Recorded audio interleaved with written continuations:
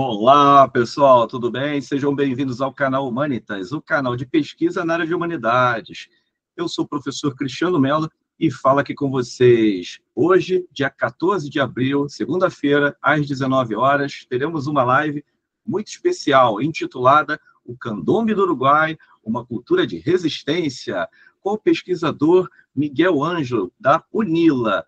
Bom, o professor e pesquisador Miguel Ângelo, ele é músico uruguaio, cantante, percussionista, formado em língua espanhola, com ênfase no plural, em literatura espanhola e latino-americana pela Universidade Federal do Paraná, concluído em 2009. Experiência na área de artes, atuante principalmente nos seguintes temas: música negra latino-americana e dos povos originários e música gauchesca, estudos na área de história, cultura e memória da América Latina. Foi fundador do grupo de percussão Artes, Montevidéu, Uruguai, 1994. É músico atuante na área de estilos musicais do Nordeste do Brasil, baião, xote, machinha, e também é professor atuante na educação infantil profissionalizante e educação para jovens e adultos, EJA. Atualmente, ele cursa o doutorado na UNILA e também ele é integrante do grupo de pesquisa de Artes da UFPR, e tem vários trabalhos apresentados e publicados. Bom, a live conta com seu apoio pela campanha do Apoia-se, que é a campanha de financiamento para os produtores de conteúdo do canal Humanitas. Eu deixei o link aí na versão ao vivo, para que você possa ter acesso.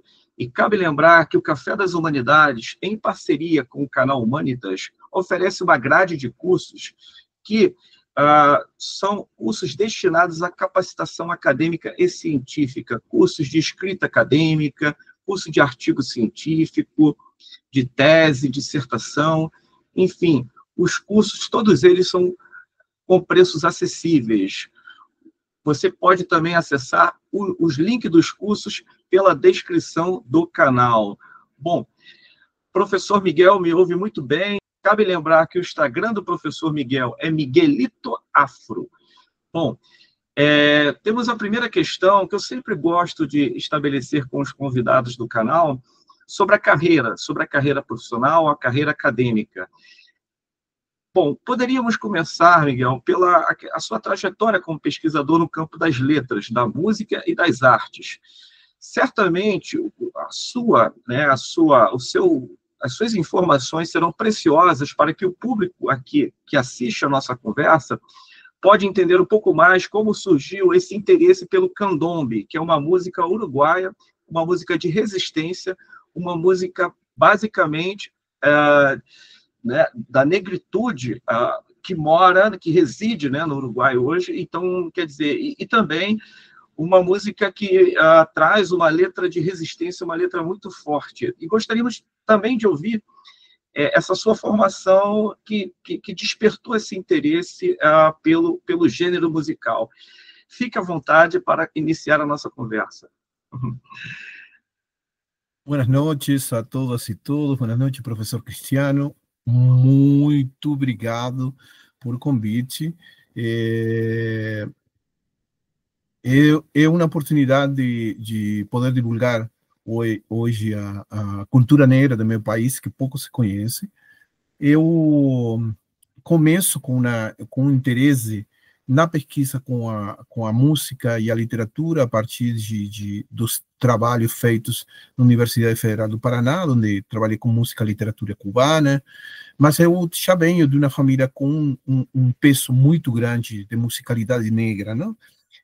Meu pai era músico, minha família sempre gostou de música, eu aprendi de muito pequeno a tocar os atabaques do Uruguai. Foi muito interessante porque eu não aprendi com homens, eu aprendi com mulheres. O Uruguai é uma sociedade matriarcal, mas assim não eram as mulheres que podiam tocar na rua atabaques, não? Mas eu aprendi em minha casa com as mulheres, assim, é muito interessante. Fui fundador de um grupo de percussão no Uruguai, como muito bem você falou, multipercussionistas. Isso foi na década de 90, lá por 94.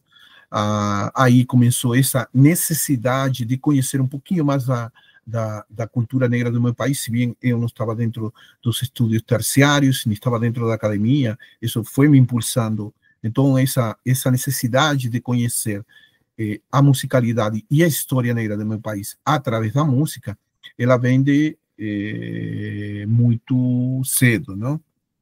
E isso, de alguma forma, me levou a este livro, que se chama Candombe, Transformação e Permanência, uma leitura de Rui Palco, onde vou trabalhar esse confronto que tem o candombe espetáculo e o candombe que podíamos dizer, de alguma forma, tradicional, digamos, aquele candombe que vem com os ancestros. Então, há uma certa discussão que a música negra, ela, e principalmente na América, tem esses processos de enfrentamento entre uma música que se pode considerar ritual e uma música que hoje consideraríamos parte do espetáculo. É interessante, Miguel. Eu já estive no Uruguai 2 vezes, foi a cidade de Montevidéu, uma cidade belíssima. Dizem que é até a Suíça latino-americana, né? Um povo cheio de tradições, da erva mate, né? Dos sanduíches uruguaios também, que é o ceviche, né? Interessante da cultura também vinícola, que é muito forte lá, os vinhos. Na época eu fui convidado para um evento na cidade de Montevidéu e um evento que discutia a história do país uruguaio, que é, como eu te falei nos bastidores, que é o livro Bernabé, do escritor Tomás de Matos. E interessante mais porque esse livro fala sobre a mortandade, né? Na verdade, não é mortandade, sobre o massacre dos índios charrúas no Uruguai no século XIX. É um romance histórico belíssimo e traz essa voz muito interessante sobre essas questões de resistência da cultura uruguaia e também essa questão que você traz no seu livro, que também é interessante, os números da quantidade de negros que chegaram ao Uruguai, né, escravizados, inclusive isso no século XIX, que houve as transformações socioeconômicas no país. É interessante também dizer que quando eu tive contato com a cultura uruguaia, eu não fiquei sabendo do candombe, né? O candombe para mim era uma coisa ainda diferente. Aí depois eu fui assistir os vídeos que você enviou e aí eu tomei maior familiaridade com o assunto e com o tema. E lendo o seu livro também, um livro repleto de informações históricas, né? Porque você faz isso muito bem no primeiro capítulo, essa sistematização das referências históricas para conseguir dar conta do objeto de pesquisa que nós vamos discutir daqui a pouquinho. Mas eu gostaria de ouvir da sua parte o candombe, de fato, o que é o candombe, e falando um pouco do ritmo, a cadência, a dança, se é apenas um repertório, digamos, musical, trabalhado pelos negros ou não, se já também sabemos que o Uruguai, né, recebeu forte imigrantes de Portugal e da Espanha, né, um país assim dividido entre várias culturas, né, e que você também aborda muito bem na sua pesquisa. Fique à vontade. Então, é interessante porque você está falando da invisibilização que se faz de Uruguai negro e o Uruguai, podemos dizer, dos povos originários, como muito bem você falou, foram massacrados. E tem gente reivindicando, claro, suas origens indígenas, e eu posso até reivindicar parte da minha família, porque eu sou uma mistura de negro, branco e índio, e isso que me deu a investigação para trabalhar é conhecer a minha própria história. E Sim. a minha história, ela passa por ele estar morando, como um dos exemplos, em um riacho, na frente de um riacho, quase a 20 metros de um riacho, que na época das colônias, quando se proíbe que para o porto de Montevideo sejam levados os barcos com os escravizados por diferentes doenças, eles são afastados e desembarcados em uma prainha, se podia dizer, em uma prainha, de nome se chamava Capurro, se chama Capurro, a praia não existe mais, sim, e de aí passavam para um riacho para levar esses escravizados por caceria dos negros. Eu morava na frente do rio, onde esse processo aconteceu. E eu tomava banho nessa praia, onde talvez o último escravizado de América foi, de forma clandestina, foi desembarcado. Mas eu não tinha conhecimento dessa história. Eu vinha conhecer grande parte dessa história agora, quando eu sim, faço meu mestrado em 2021 e fora do Uruguai. Então, esse processo de entender o que é a cultura negra uruguaia é entender também o Uruguai, porque o candombe é uma fusão de ritmos que se vão a dar em Montevideo colonial e vão a ter dois pontos, que um é dentro das salas de nação e outro quando saem das salas de nação para participar das festas religiosas, não? Principalmente cristãs. Não? Então, você vai ter um formato que, que reverenciava as entidades, mas não tem informações disso. Você não tem como era, não sabe como era, porque eram muito particulares, muito cultos, dentro das salas de nação. E depois você vai ter as cofradias, que as cofradias já estavam mais marcadas por o poder eclesiástico e o poder branco, não tinha muito mais poder dentro das cofradias, e aí já não se veria tanto esses toques rituais, não? De aí se separa. Esse candombe vai para o carnaval, vai sair em 1834, você tem pleno século XIX, primeira metade, você tem a primeira forma de candombe no carnaval. Independentemente que não seja o que hoje a gente tem, é uma sim, variação do candombe, não? uhum, Aí podemos dizer que de alguma forma ele se começa a transformar em um espetáculo. Ele tem que sim, ser apresentado para outras pessoas, para pessoas brancas na rua. Há um movimento de atabaques que estavam dentro das salas de nação, que não sabiam, dentro da sala de nação, tinham um atabaque chamado Macu. Esse atabaque se tocava fixo, não saía, então agora começam a sair atabaques. E esse agora estamos falando, reitero, 1834. Esses sim, saem para a rua. A partir de aí começam a sair mais, começam a participar de mais eventos, até chegar a um candombe de hoje. Um candombe de hoje que é integrado por uma corda de tambores, como a gente chama a bateria, sim, bailarinas, vedetes e diferentes personagens, que com o tempo ele vai mudando, né? Você sim, vai sim, ter, eh, vai ter um gramigeiro, que a gente chama, que seria uma espécie de médico bruxo, e vai uhum, ter uma mamá vieja, que é uma mulher parecida a uma baiana, vestida igual a uma baiana, dançando na frente da corda. sim, Vai sim, ter um personagem muito importante que a gente chama El Escoveiro. É o cara que leva uma vassoura e vai fazendo malabares. Esse cara, sim, ele estava trabalhando como abrindo os caminhos. A gente poderia dizer que faz um papel tipo de limpeza, assim. Não quero comparar com o Exu, não gostaria de comparar com o Exu, porque senão sim, seria muito atrevimento da minha parte, acho, fazer uma coisa dessa. Mas tem uma relação com a africanidade, esses candombes.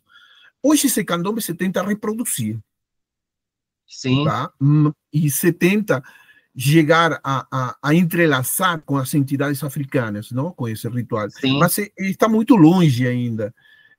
Mas isso acontece, acredito eu, que na maioria das culturas de nossa América, onde o processo do capital nos está levando a que esses candombes ritualizados, que tinham até um sim, ritual, se vão perdendo, não?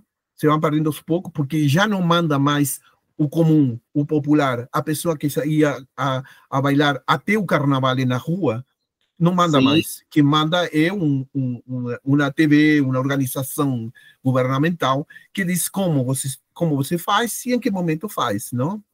Então, essa contraposição de candombe que a gente fala, de rua e palco, é o candombe que sai no Uruguai todos os fins de semana, corda de tambores em diferentes bairros de Montevideo, e o candombe do carnaval, que é regulamentado, como já te falei, por governos e todos os órgãos que têm a ver com os carnavais, não? Interessante que no livro você fala sobre o Carnaval do Uruguai, que ele é diferente do Brasil. Ele dura muito mais dias, né? Ele chega a durar quase um mês no Uruguai. E as festas, elas são oferecidas em salões fechados, em apresentações como espetáculo. Essa raiz da palavra espetáculo, você traz ela também, que é uma raiz latina, né? Que é a pessoa que aprecia, mas a pessoa que também ali está no movimento de êxtase, né, de produção de sentidos e tal, diferente do candombe, o ritual, né? Então passa a ser um pouco mais espetáculo, porque ele vai modificando também, e você faz isso muito bem, essa parte historicista, né? Você fala muito bem sobre isso no seu livro. E uma outra questão também, Miguel, é saber um pouco mais sobre esses saberes, esses conhecimentos, esses aprendizados que são difundidos pelas letras do gênero candombe. Existe uma abordagem sociopolítica e religiosa em algumas letras? Fique à vontade. Sim, claro. É claro que existe.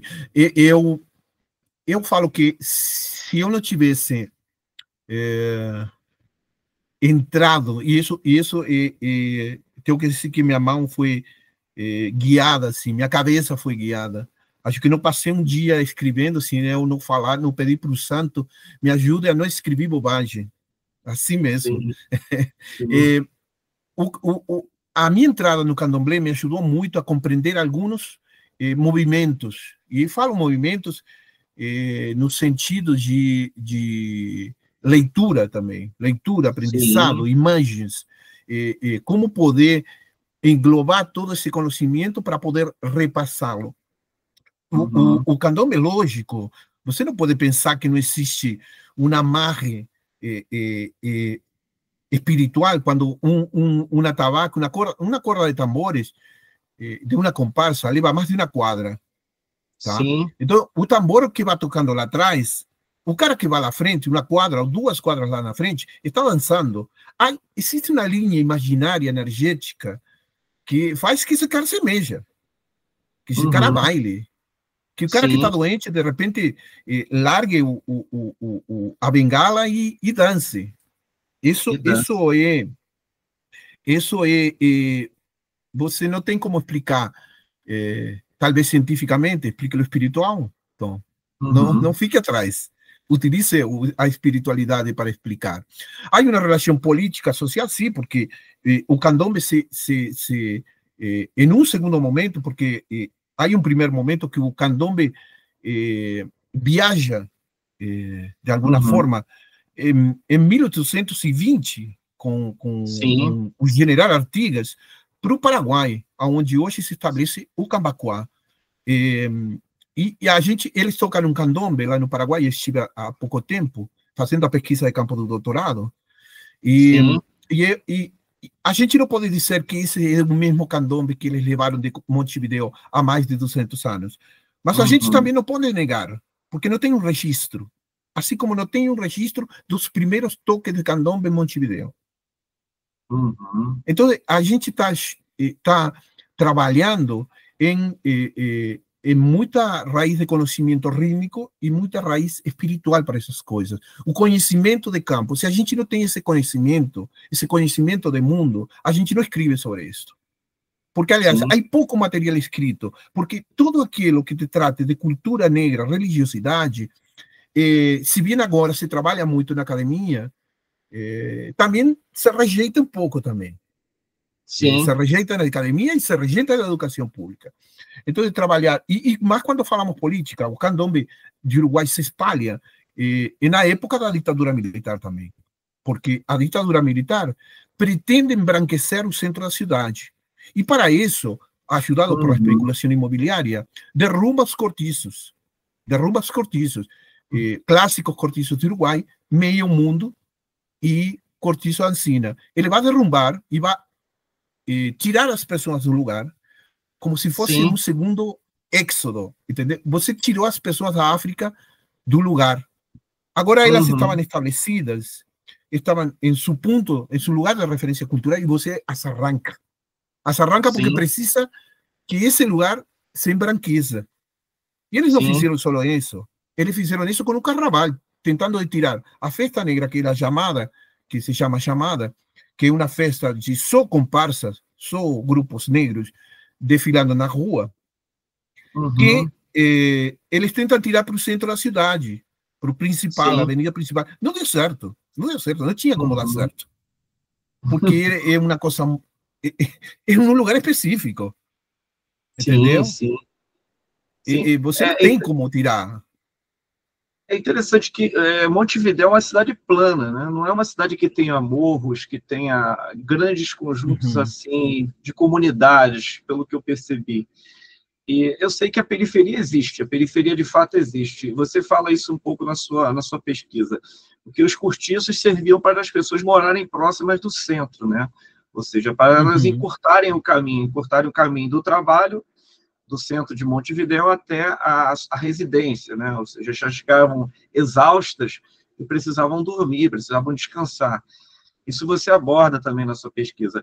E Miguel, aqui na altura da página 27 do livro, você fala um pouco na primeira pessoa, você formula uma narrativa acerca da sua aproximação com a cultura do candomblé, né? Você falou um pouco sobre isso agora. E você esclarece para o leitor que tomou contato com o gênero musical desde muito jovem.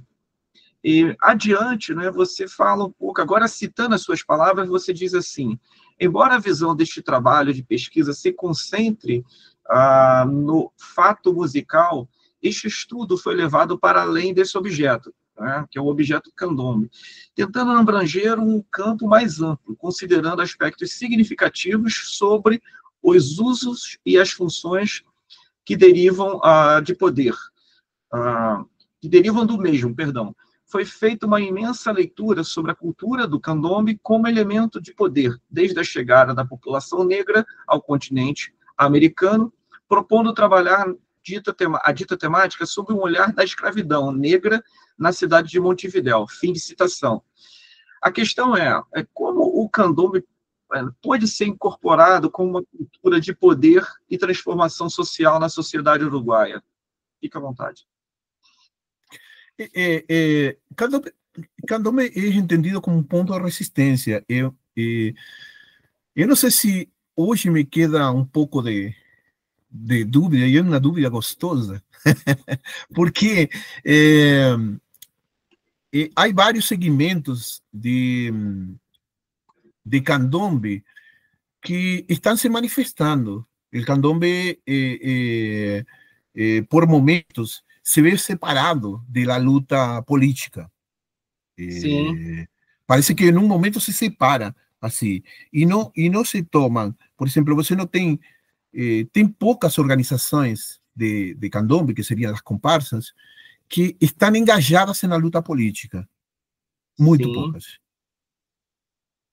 Entonces, esse candomblé, quando se transforma num polo de resistência, ele se manifesta, por exemplo, através do atabaque. O atabaque é uma resistência.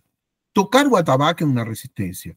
Tocar na rua e ser perseguido pela polícia para você não tocar é uma resistência. Enfrentar a polícia contra os atabaques é uma resistência. Aquilo que eu falei, enfrentar, quando te levam para o centro da cidade, porque no te quieren más en un barrio considerado negro por un proceso de embranquecimiento, es una resistencia del candomblé. El candomblé nace como una forma de saudade de alguna tierra, de alguna oricha, nace así en Montevideo colonial, en la vera do mar, como si esas personas que tocaban aquel candomblé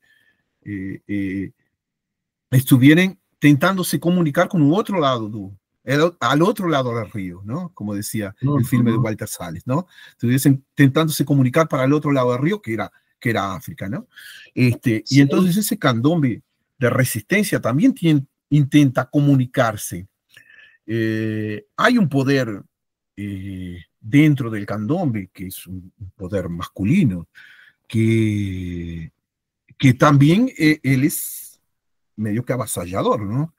Y hay un movimiento de resistencia donde las mujeres se quieren colocar también dentro del candomblé. Hay resistencia del candomblé. Tal vez en ese punto, ¿quién es el arma de resistencia? Es el tambor, el atabaque y el toque del candomblé. Esos son los polos de resistencia para que esa persona femenina pueda entrar en ese círculo, ya que esa persona femenina era vista como una acompañante tabaque, ¿no? Sim. Y no participante del candombe en sí, no, la tenía como acompañante danzarina. A partir del momento que la mujer comienza a buscar su espacio dentro del candombe, entonces ahí el candombe pasa a ser un arma de resistencia para ella también, ¿no? Hoy tenemos varias mujeres que son directoras de alguna forma de comparsas que va mostrando eso, ¿no? Entonces es un poder un poco de resistencia del candombe. Y sin hablar que ese candombe, cuando sale para afuera de Uruguay, no se torna solo un arma de cultura de los uruguayos que van a mostrar por el mundo. Él es como que lo utilizan un poco como para salir a la calle, resistencia. Hay varios ejemplos que se pueden hablar de eso, pero sería todavía muy, muy largo. Está en el libro. E o livro é muito interessante porque você traz imagens, você traz muitas referências também que podem ser adicionados, links, né, no YouTube, né, que nós vamos reproduzir daqui a pouquinho, um link aqui interessante que você também deixou numa questão, que inclusive é a próxima, que você fala um pouco na sua pesquisa, você chama a atenção do leitor pesquisador, que é sobre o incremento do candombe como suporte mercadológico e capitalista. Você já falou um pouquinho sobre isso, mas eu quero te ouvir um pouco mais. Eu cito uma passagem na altura na página 120, que você diz assim: o candombe de Montevidéu também faz parte dessa indústria patrimonial, em vários momentos oficiais. Portanto, nos leva a entendê-lo como outra prática cultural popular, que fica vulnerável a ser explorada pela indústria cultural, que também se apodera do carnaval. A pergunta é: de que forma o candombe foi e é atualmente explorado pela indústria cultural uruguaia? Você já falou, mas traz alguns detalhes para que o público possa entender melhor. Então, eu tive a oportunidade de sair no carnaval. Ai, o espanhol fuge um pouco. Eu tive a oportunidade de sair no carnaval por primeira vez, se mal não lembro, 1983. E eu saí em uma comparsa, em um modelo comparsa antiga, que a gente pode chamar. Sim, sim, que sim. Tinha os integrantes da corda de tambores, da bateria, que em momento da apresentação, o que seria, e isso ilustrando rapidamente o Carnaval do Uruguai, que você falou que era o mais longo porque o Carnaval de Uruguai é muito diferente. Há uma competência músico-teatral também, que permeia o Carnaval, os 40 dias do Carnaval. E ela se faz em uma concha acústica de frente ao mar. E depois estão diferentes palcos nos bairros onde essas orquestras o grupos se apresentam, não? Orquestras não, grupos se apresentam de diferentes estilos de carnaval. Para se apresentar em concurso de carnaval, e aí vou passar na parte mais espetáculo, você levava um grupo de mais ou menos umas 40 pessoas, e entre a bateria de percussão, os personagens típicos e os dançarinos. Sim. Esse personagem, grande parte da bateria de percussão, também, junto com outro personagem, também faziam parte do coro, de um grupo coral, que geralmente tinha umas 20, 30 pessoas. Bom, esse grupo coral hoje desaparece. Desaparece. Agora tem um grupo coral de 4, 5 pessoas. Sim. E já aí você tira uma característica de aquela pessoa que era do povo mesmo, que ia participar da comparsa, ia participar de um coral que estava no carnaval, que estava dentro aí. Isso não está mais, porque agora você traz profissionais. Você não vai trazer mais o cara que cantava na esquina, que era o cara das murgas, que outros grupos do Uruguai, que era o cara do parodista, era o povo entrando no carnaval. Você virava artista por um mês. Você era um vendedor ambulante, você era uma pessoa que trabalhava num ônibus, que trabalhava num bar, que trabalhava numa oficina, e durante o tempo do carnaval, você vira um artista.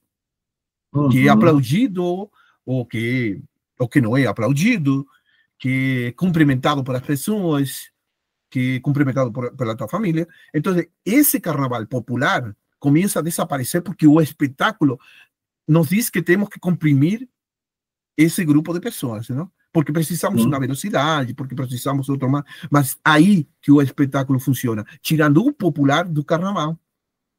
Interessante.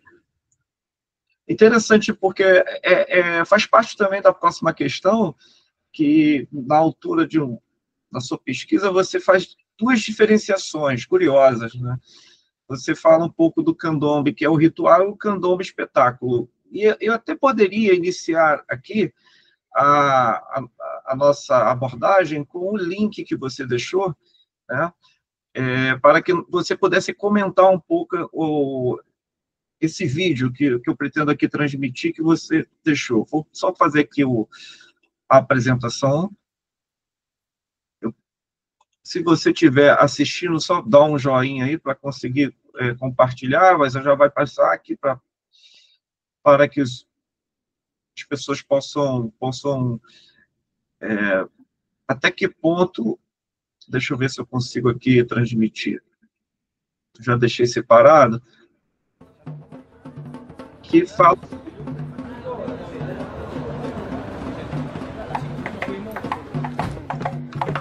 Acho que eu ouço, mas você não. Não, você me ouve? Então...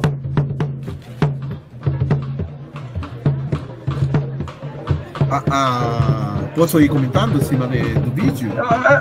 Eu acho que pode deixar para você comentar no final. Deixa para comentar no final. No final você faz o comentário para não ficar com a voz os dois áudios no cara.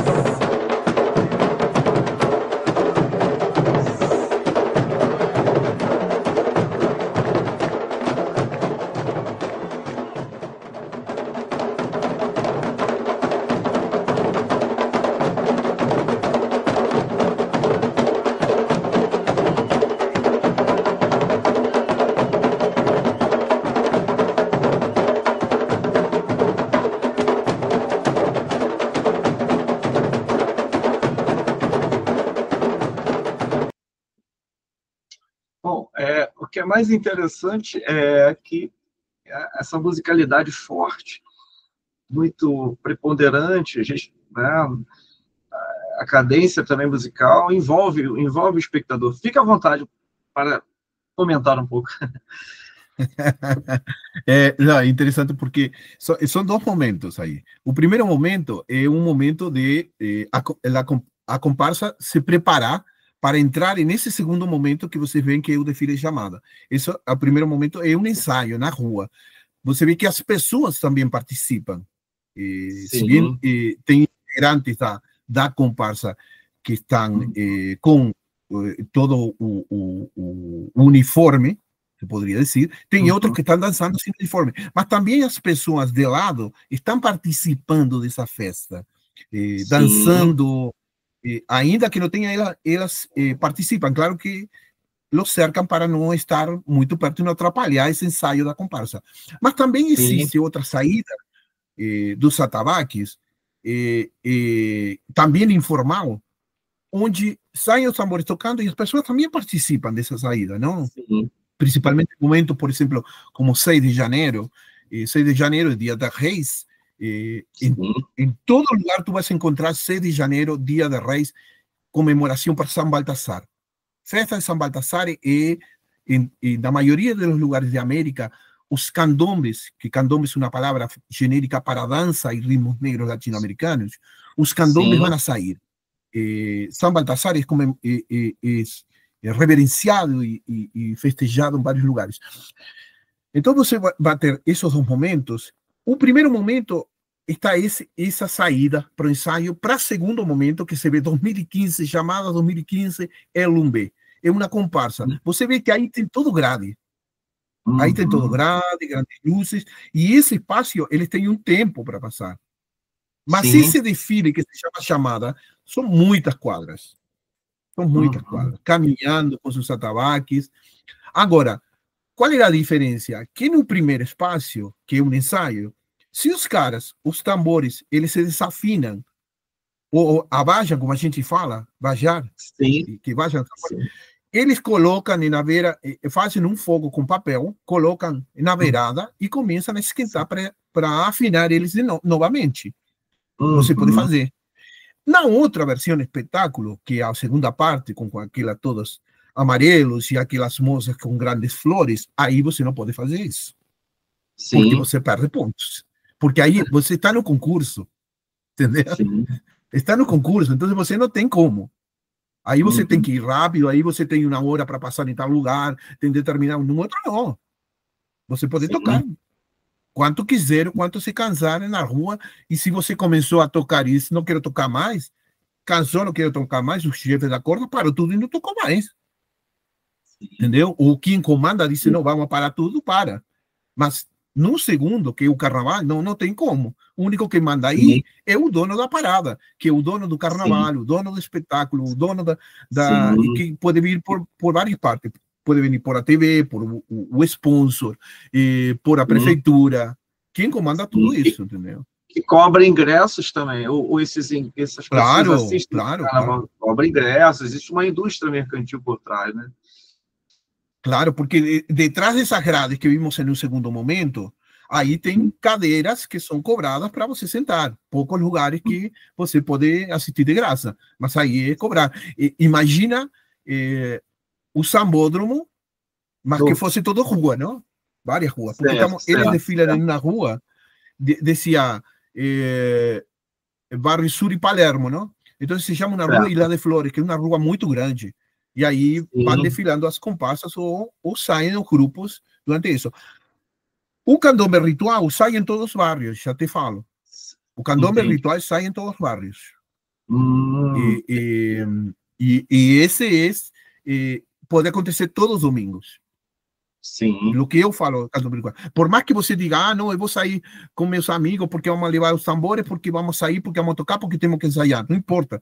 Esse é parte do candombe ritual, sim. É um ritual. Inventado ou não inventado, é um ritual. Interessante. A próxima questão, Miguel, é uma questão metodológica, é uma questão de cunho, de limites da sua pesquisa científica. que o seu livro ele dá conta do objeto, ele consegue circunscrever esse objeto muito bem, contextualmente, historicamente falando. E eu reproduzo as suas palavras na altura da página 219, que você diz assim: gostaria de fazer um parênteses aqui, para aclarar que, vistas as restrições derivadas pela pandemia de Covid-19, nos levou, lamentavelmente, a não ser possível registrar, através de fotos, os 4 atabaques mencionados deste candombe e seus respectivos nomes. Fim de citação. Além da Covid-19, eu gostaria de ouvir da sua parte quais foram as dificuldades que você encontrou para realizar essa pesquisa, as dificuldades, as lacunas e os limites. Ou seja, você teve que colocar um ponto final. Toda pesquisa ela é uma pesquisa que também desdobra para outras pesquisas, não é? Eu gostaria de ouvir. Uhum. Bem, essa citação especificamente se devia a que eu estava fazendo, estava indo atrás de vários atabaques na América. Minha pesquisa não podia ficar isolada com o Uruguai. Por uma questão da UNILA, a minha pesquisa tinha que abarcar uma parte dela, os países integrantes do Mercosul. Para mim foi um susto quando me falaram isso, porque eu tive que adaptar o candombe ao Mercosul. E para minha surpresa, o candombe já estava no Mercosul. Espontaneamente ele já fazia parte do Mercosul. Mas justamente essa citação era sobre o candombe do Quilombo da Lapinha, nas serras de Minas Gerais, conhecido como candombe da Lapinha, que ele tem 3 atabaques. E aí você não podia ceder, por a questão de Covid, não podia ceder até a Lapinha para ir a fotografar e filmar, e queria ver um pouco a rítmica desses tambores. Essa citação tem que haver isso. Mas eu tive problema mesmo no momento da pesquisa de ir para o campo, porque fora do Covid, que por sorte algumas coisas se foram levando em Uruguai de uma forma razoável, eu entrei na biblioteca pública e as pessoas não sabiam falar-me sobre candombe. Não sabiam falar-me sobre questões negras. E estou falando da Biblioteca da República do Uruguai.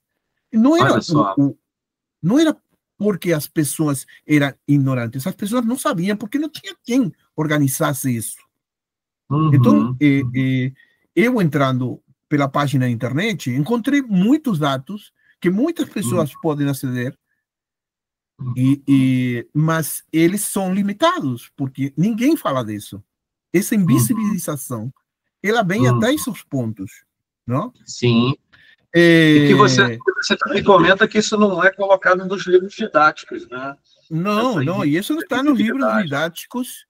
Isso não está nos livros didáticos uruguai, porque é como eu te falei no começo. Eu vinha saber que tinha um riacho na frente da minha casa, a 20 metros, que vivi durante anos, onde passavam, passava no farquinho que levava aos escravizados para triagem. Eu vinha saber em 2021, quando eu faço minha dissertação de mestrado, quando saio a campo, quando faço minha investigação. Olha quanta história negada. Eu nasci em 1964, hoje tenho 60 anos. Olha quanta história negada. E eu venho saber isso há 3 anos atrás. Isso assim como eu, existe muita gente que não tem conhecimento dessa história. Um dos fatores também é o racismo no Uruguai. O racismo no Uruguai é muito forte. É muito forte. Por mais que se fale que não, mas todo mundo, tudo irmão no candombe, mas não é assim. O racismo é muito forte. Eu vi isso tentando entrar a livrarias no centro de Montevideo, na pandemia, com uma máscara, e o povo querendo que um pouco mais saísse correndo, não? E eu fui a perguntar sobre livros. Mas o medo não era. O medo era que entrava um negro com uma máscara em uma livraria no centro de Montevideo. Olha só. Entendeu? Então, essas coisas também fazem como que você não tenha possibilidades de ir atrás de muitas coisas. Mas tem a ver, sim, muito nos livros didáticos, que não se encontra de verdade história. A história do negro no Uruguai era que o negro era aguateiro, que vendia pastéis, que apagava a luz no Montevideo colonial, que o negro era escravo doméstico, que o escravo do campo era diferente, mas a história do negro participando das lutas de independência, pouco se sabe. Pouco se O sabe, negro... é escamoteada, né? Escondida, né? E o negro ter liberdade de ventre em 1825, sim, mas e depois? E tudo o que aconteceu depois? Porque até a Guerra do Paraguai, os negros tinham que ir a lutar para conseguir a sua alforria. Então, estamos falando de 1864. Olha quanto tempo depois da famosa liberdade de ventre, não sei o que, dos negros serão livres, a gente tem aí. Tem muita coisa, não? E que, muito acertadamente, eu coloco uma música que se chama Negro Juliet, de Alfredo Zitarrosa, que vai contar dois tempos da história do Uruguai. Um negro que lutou na Guerra Grande e um negro nesse Montevideo de los anos 60, 70, que Alfredo Zitarrosa nos conta, que está na música, que está no livro. Há uma viagem temporária de contratempo, de contraposições aí, que é fantástico, assim.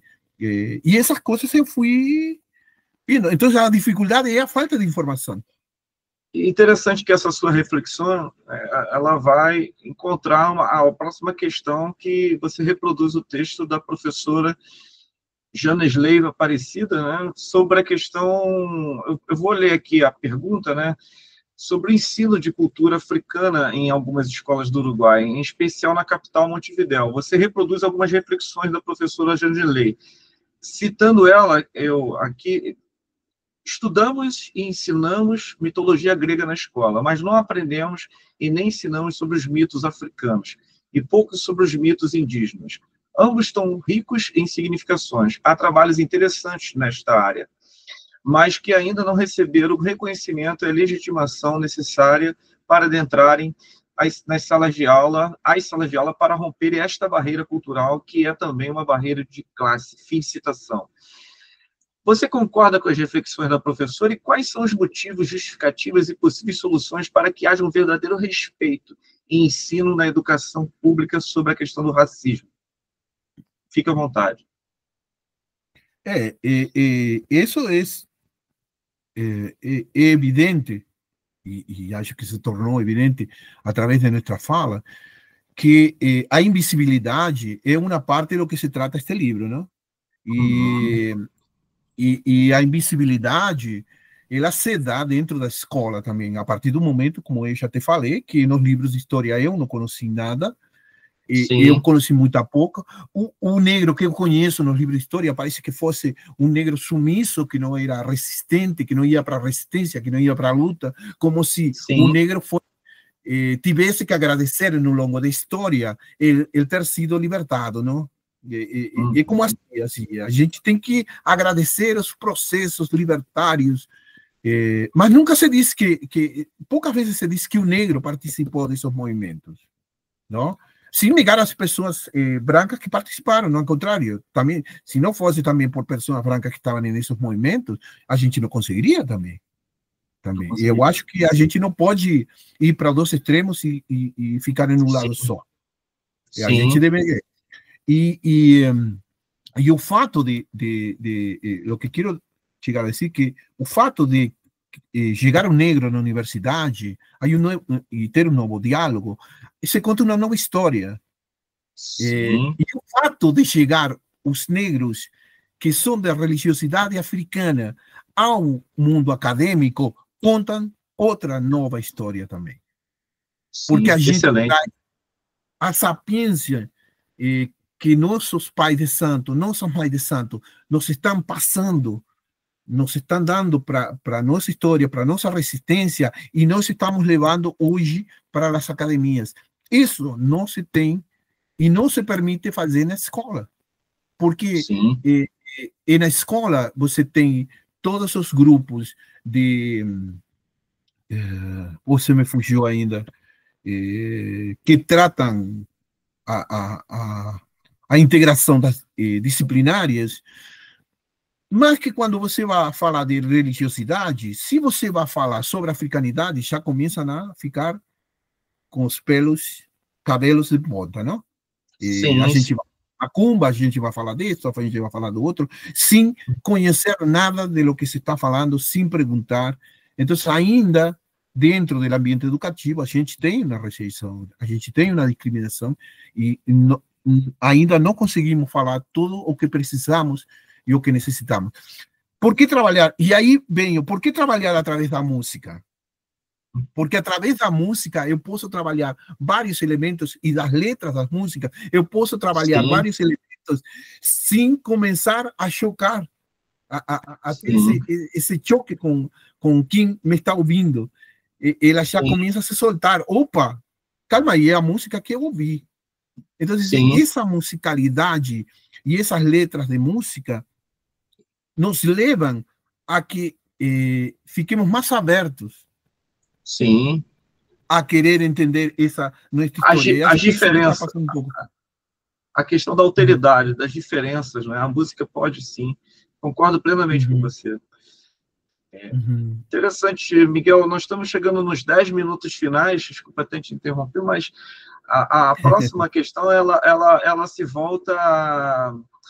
Eu gostaria de que você falasse algo, você gostaria de falar algo que não foi tratado na live, e nos bastidores você comenta sobre a questão de gênero, que poderia surgir ou não espontaneamente ao longo da conversa. E você aqui traz um vídeo da comparsa, que o candombe é praticado apenas pelas mulheres. O título do vídeo chama Lamelaza. Você gostaria que nós pudéssemos reproduzir esse vídeo?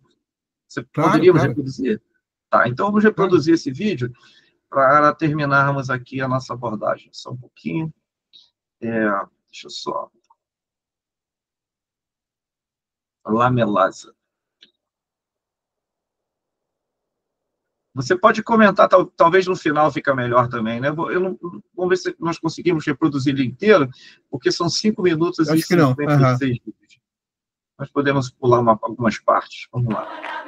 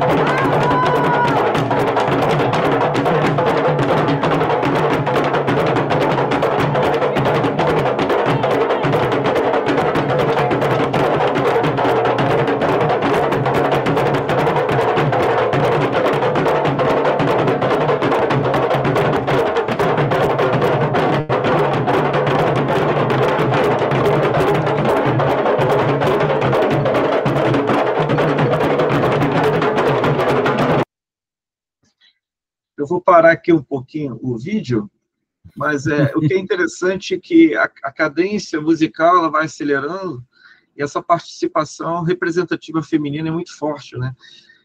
Gostaria que você pudesse comentar um pouquinho, fica à vontade.